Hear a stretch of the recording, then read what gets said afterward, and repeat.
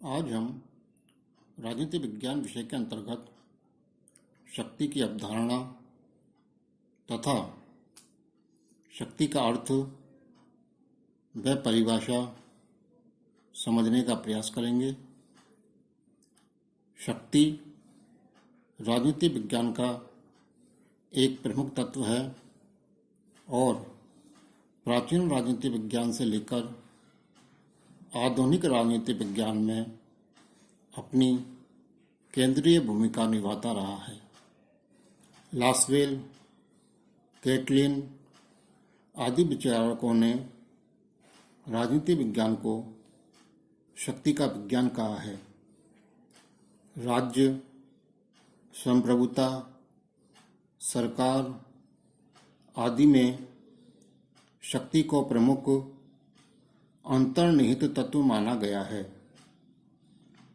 प्राचीन समय में भी राजनीति वैज्ञानिकों द्वारा शक्ति की अवधारणा का विवेचन किया गया है, लेकिन उनका दृष्टिकोण इस बारे में परंपरावादी था तथा उनका ध्यान संस्थागत अध्ययन की ओर रहा। किंतु मैकियावेली, हॉब्स, हीगल आदि विचारकों ने शक्ति रूपी तत्व की ओर प्रचुर मात्रा में ध्यान दिया है। महान विचारक कौटिल्य ने तो लिखा है कि समस्त सांसारिक जीवन का आधार दंड शक्ति है, और हॉब्स ने भी कहा है कि अधिक से अधिक शक्ति प्राप्त करने की एक ऐसी चिरंतन और अथक इच्छा है जिसका अंत केवल मृत्यु में होता है। यानी सभी विचारक, चाहे वह परंपरावादी हो, चाहे वह आधुनिक हो या अन्य मध्ययुगीन विचारक हो, उन्होंने शक्ति को महत्वपूर्ण स्थान दिया है। आज इस तथ्य को स्वीकार किया गया है कि शक्ति के अभाव में राजनीति का कोई अस्तित्व नहीं है। शक्ति चाहे आंतरिक क्षेत्र हो या राज्य का बाह्य क्षेत्र हो, एक महत्वपूर्ण तत्व रहा है। मैकाइवर के शब्दों में समस्त गति, सभी संबंध, सभी प्रक्रियाएं और समस्त व्यवस्था और प्रकृति में घटित होने वाली प्रत्येक घटना शक्ति की अभिव्यक्ति है। अब हम शक्ति की अवधारणा या शक्ति की परिभाषा समझने का प्रयास करेंगे। विभिन्न राजनीति विचारकों ने शक्ति की विभिन्न परिभाषाएं दी हैं। राजनीति में हम जिस शक्ति की चर्चा करते हैं उसे राजनीतिक शक्ति कहते हैं।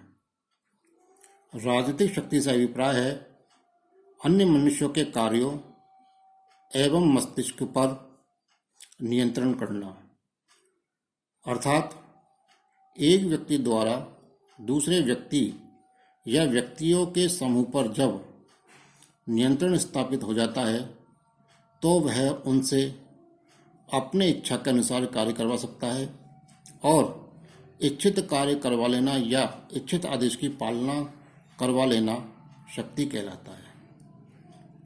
शक्ति की कुछ निम्न परिभाषा हैं या विभिन्न विचारकों ने शक्ति की कई तरह से परिभाषा दी हैं, जिन्हें हम निम्न बिंदुओं में व्यक्त कर सकते हैं।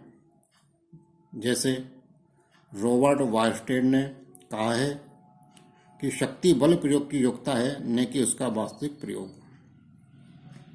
मैकाइवर की एक महत्वपूर्ण परिभाषा है, शक्ति व्यक्तियों तथा व्यवहार को नियंत्रित करने, विनियमित करने तथा निर्देशित करने की क्षमता है।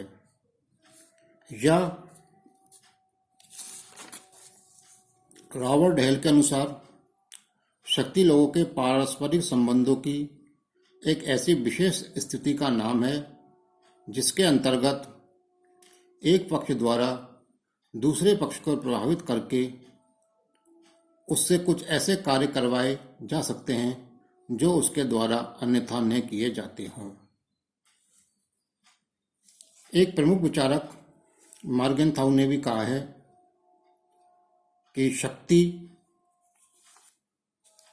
की जब हम चर्चा करते हैं तो हमारा अभिप्राय उस शक्ति से होता है जो मनुष्य अन्य मनुष्यों के मस्तिष्क व कार्यों के ऊपर प्रयोग करता है, और राजनीतिक शक्ति से हमारा तात्पर्य उन शक्तिधारियों के आपसी संबंधों व उनके तथा सामान्य जनता के संबंधों से होता है। तो विभिन्न परिभाषाओं से हम शक्ति की परिभाषा के बारे में निम्न निष्कर्ष निकाल सकते हैं। नंबर 1, राजनीतिक शक्ति के धारण करने वालों में उच्च तथा अधीनस्थ का संबंध होता है, अर्थात राजनीतिक शक्ति के जो आपसी संबंध होते हैं उनमें एक व्यक्ति उच्च पदाधिकारी होगा और एक व्यक्ति निम्न पदाधिकारी होगा। द्वितीय, राजनीतिक शक्ति का प्रयोग अंततोगत्वा सामान्य जनता पर होता है और उसे सत्ता का प्रयोग करने वाले की बात माननी ही पड़ती है। नंबर 3, राजनीतिक शक्ति मनोवैज्ञानिक संबंध प्रकट करती है, न कि शारीरिक या भौतिक संबंध। इस प्रकार मॉर्गेनथाउ के अनुसार शक्ति का प्रयोग करने वाले तथा जिसके विरुद्ध शक्ति प्रयुक्त होती है, इन दो राष्ट्रों के मध्य का मनोवैज्ञानिक संबंध ही राजनीतिक शक्ति कहलाता है।